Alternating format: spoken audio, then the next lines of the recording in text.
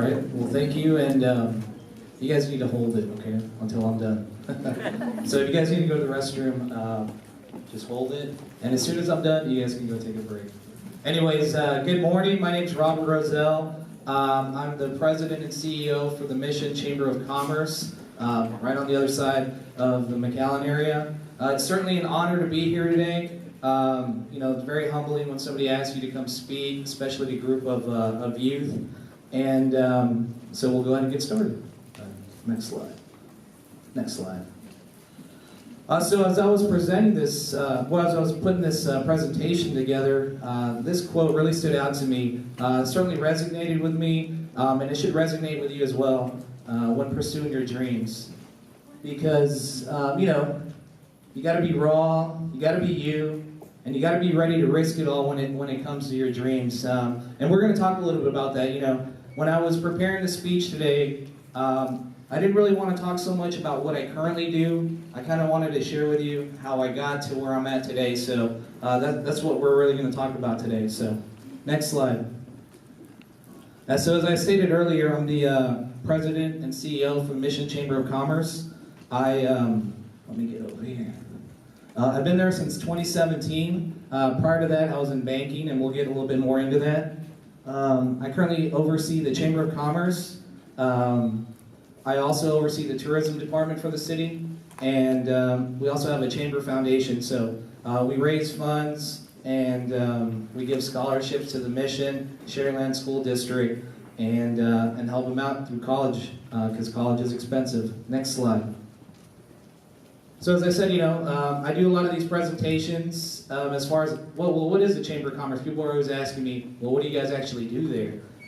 So really quick, our main focus is to be the foundation and platform for small businesses and just businesses in general. A good example is if you have a business idea, and you're barely getting started, and you have very, very minimal business experience. You don't know how to market your business. You don't know how to manage your human resources. You don't understand the legal or any type of permits. Well, you come to us. We're a business membership organization, and we help you market yourself, and we help you provide. I want to say we help you provide the tools and the resources to give you the best opportunity possible to be successful at your business. So, in a nutshell, that's what we do. So, if we have some entrepreneurs here, in a couple of years, once you guys are done with school, come by, visit me, and then I can help you guys get your business started. Next slide. So now we're going to talk a little bit about my journey. So, I was born in Fort Hood, Texas. My dad was in the Army, so I was born there in the Killeen area. And for the first couple of years of my life, I lived in Laredo, Texas. So here in South Texas, a couple hours away. That's where my mom's from. And then I moved to Old Bridge, New Jersey. My mom remarried.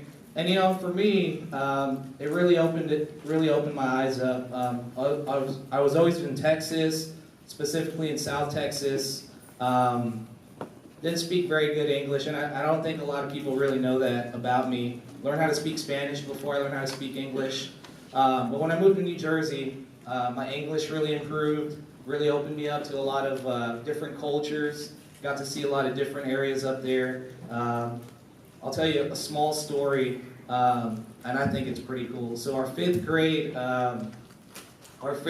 field trip, I got to go to the Statue of Liberty, and actually that was my first time being there. Kids had already gone there because they grew up in that area. But for me, to see the Statue of Liberty was something really amazing. So I certainly encourage you guys to, travel, get out, and we'll talk a little bit more about this. But every area that I lived in has gotten me to where I've been here today. Living in South Texas, living in Laredo, I learned how to speak Spanish. Certainly encourage myself with, sorry, I got a business call right now. It certainly resonates with the Hispanic culture. When I moved to New Jersey, another part of me was, I learned how to speak better English, and it opened my eyes up to different opportunities. And then, junior high through high school, I grew up in Central Texas in Waco, and that's where I graduated school. I grew up in a town of 7,000 people, really small town. So as soon as I graduated high school, I wanted to get out of there, and I did. You can go back. But I'll share with you that I really wasn't a very good student, and the only reason I even did good in school was because I played sports, and my parents always encouraged me to go to college. But I think if it really wasn't for that, I mean, who knows where I would be today. And then I had one really good teacher that encouraged me to take a couple of AP courses. I was an athlete. I wasn't a very good student, not because I'm not a smart person, because I just, I was more, I just wanted to, I'm always about experiences, so I wanted to experience sports, I wanted to experience high school, have a good time. I was kind of a party animal, so, so I'll be very honest there. Anyways, so let's fast forward. So we'll stick on this slide for a while. I really wanted to go to Texas State University in San Marcos. So I took the SATs, ACTs. I didn't score high enough with the rank in my high school class, and so I started looking at other options. I had three options. One of them was to go to St. Edward's University in Austin. The other one was to go to Our Lady of the Lake in San Antonio. And then the first acceptance letter I guess I got was here to the University of Texas Pan American, UTPA, now UTRGV. And I remember getting this letter, and I just put it in a mailbox and saying, I'll get other letters, I'll get other letters. Well, those letters never really came because I really didn't score high enough on the ACT, SAT scores. And, going to St. Edward's in Austin, I thought I was going to, as a 17-year-old kid, I was going to get in a lot of trouble. I was going to, be up and down 6th Street, not really focusing on my studies, so I said, no. So I decided to go here. Well, when I enrolled here, it was certainly very eye-opening to me because, as I said, I came from a small school, graduating class of 149, and this is a bigger atmosphere than I was used to. So I had to take a couple of remedial courses to kind of get my, my skills up to par as to what the college wanted. But even then, I had to learn study habits, and for me, I'm a first-generation college graduate, so I never really had any mentors to really help me as far as I think our parents do a really good job that everybody wants to send us to college, but when you get to college, what should you expect? So for me, it was certainly a big learning curve, and as I experienced that, it was a tough ride, but looking back now, I think it was all worth it. But I really wasn't a very good student. Barely passed my classes. But I really had one professor who was a really good professor here at the university. And believe it or not, I got 6 A's in his classes. And that's how I was able to get into graduate school. I remember, the last day of my undergraduate career degree, we're taking the final, and he goes, well, Robert, what do you want to do, after graduating with your undergraduate degree? And I go, well, I'm going to go look for a job, it's time for that. And he's like, well, have you ever thought about going to graduate school? And I said, yeah, I've thought about it, and I also wanted to go to law school, but, my grades are just not really there. So he said, well, go work for a year. If you want to come to graduate school, I'll help you out. And we'll give you an opportunity. And I said, okay, so, the year goes by, I'm making some money, because that's what every college graduate's, aspirations are. But I came back, and he goes, well, you got one shot at this. We're going to give you 1 semester, you're on probation, you got to get I think it was a 3.5 GPA. Up until this point, to be honest, I've never gotten a 3.5 GPA. So I enroll in graduate school, and and I passed, so yes.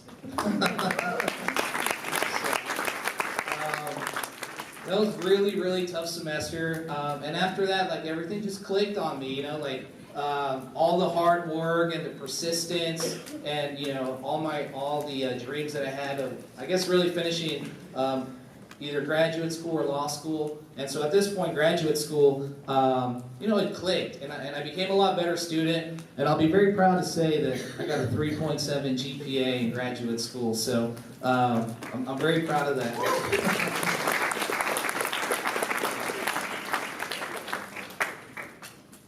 Let's see. Next slide. Let's see. So this is another quote that really resonates with me. You know, I think pressure, whenever it comes into your life and you got to face it, is certainly a great opportunity to succeed. Throughout my career, whenever there's pressure or it's your time to shine, I mean, that's where I've really, really succeeded. So we can go on to the next slide. We'll talk a little bit more about my career. And as you can see, that first slide, I forgot to mention that through college I was a DJ. So don't let my suit fool you. I have a lot cooler side. And so, yeah, so, you know, DJing for me, I look back now and it really gave me an opportunity to start a business from the bottom up. Learn how to manage a business, and for 7 years I did that. And you know, I was able to pay the bills, get through college, and really sacrifice. I think for me, really showed me a lot of work ethic, and as I stated earlier, entrepreneurship. So, you know, DJing for me, that's really what it showed me. My first job out of college, I worked for a bankruptcy law firm. Worked for an old, tough, white lady that really taught me a lot of professional skills, work ethic, and you know, it kind of made me realize that I really didn't want to be an attorney, so I thought it was a good experience for me. And then, you know, I think in your career you go through ups and downs, and so then I became a compliance officer, kind of an unexpected way. I was unemployed, I was looking for a job, I applied for an HR position. I was already going to finish graduate school, and they said, well, Robert, you're a little bit overqualified. And I'm like, overqualified? You know, I need to pay my bills. So they're like, but, you know, wait a second, with your legal background, we have this other position for you. And so I took the position of being a compliance officer, which really means, you know, you got to follow rules, regulations. You're kind of like the principal, you know, in banking. You got to tell people what they can and can't do. Well, fast forward a year later, I got a huge opportunity to work for BBVA Compass. They're a top 25 financial institution here in the United States. I oversaw the credit card division and consumer loan division, and really gave me a feel for the corporate setting, you know, corporate America. Got to travel to Houston, where our headquarters is at, also Birmingham, Alabama, and But I think the most important thing for me is that I really started getting involved with the community, and I can't really, you know, I can't really tell you how big it is that being involved in the community and volunteerism has been a huge success to, you know, to my career. I got to start getting involved with low-income individuals, chambers of commerce, and we would teach financial literacy. And in doing so, I got asked to run a Chamber of Commerce. So, you know, I applied a year ago, and now I'm in this position. And I think it's been a great fit. Certainly encourage you guys to follow us on social media.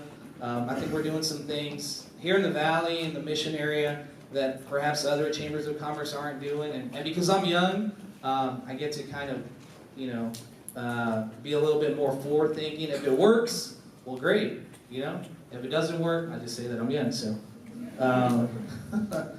so next slide. You know, so as I wrap this up, you know, I want you guys to remember this. These are some of the keys to success and my success. You know, don't ever quit, because I think you're gonna have to overcome some obstacles.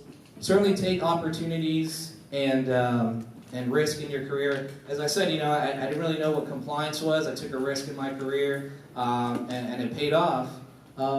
Certainly encourage you to get mentors. There's been about 4 or 5 professionals that are really good friends of mine now that have certainly been really big mentors in my professional career.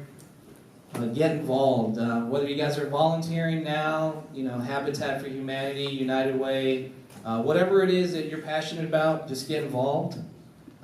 Network. That's what we do at the Chamber. Go to mixers, and believe it or not, you never know who you're going to find. I think at first when I started doing these business mixers, I was kind of shy because I really didn't know anyone. But the more you do it, at least in my opinion, the more comfortable you get, and you meet some amazing people.